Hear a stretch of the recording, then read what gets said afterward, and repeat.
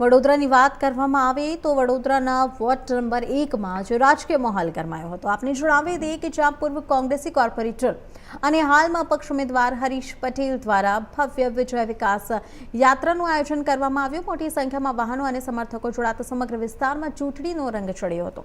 કોંગ્રેસમાંથી ટિકિટ ના મળતા પક્ષ તરીકે મેદાનમાં ઉતરેલા પૂર્વ કોર્પોરેટર હરીશ પટેલે આજે પોતાના સમર્થનનું શક્તિ પ્રદર્શન કર્યું। કોંગ્રેસના ગઢ ગણાતા વોર્ડ નંબર 1માં હરીશ પટેલ દ્વારા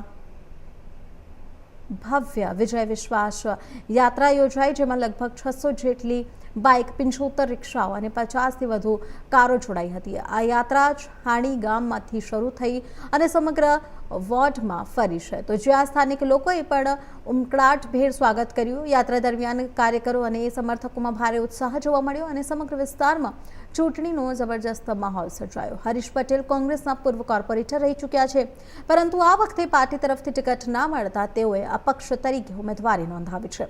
આ ભવ્ય યાત્રા દ્વારા હરીશ પટેલે પોતાની લોકપ્રિયતા અને સમર્થન દર્શાવીને સ્પષ્ટ સંકેત આપ્યો છે કે વોર્ડ નંબર 1માં તેઓ મજબૂત દાવેદાર તરીકે ઊભા છે।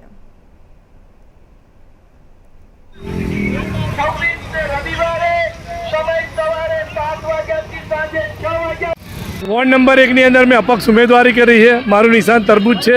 મારો ક્રમાંક નંબર 18 છે। 62,000 જે વોર્ડ નંબર 1ના મારા પરિવારના સભ્યો છે। 26 તારીખે તરબૂચનું બટન દબાવીને મને આશીર્વાદ આપવાના, એના લીધે આજે અમે વિજય વિશ્વાસ રેલી આજનું આયોજન કર્યું। મારે કોઈને કંઈ માનવાનું નથી। હું મારી લાઈન આગળ કરવા માટે ચૂંટણી લડી રહ્યો છું। હું અપક્ષ છું ને અપક્ષમાં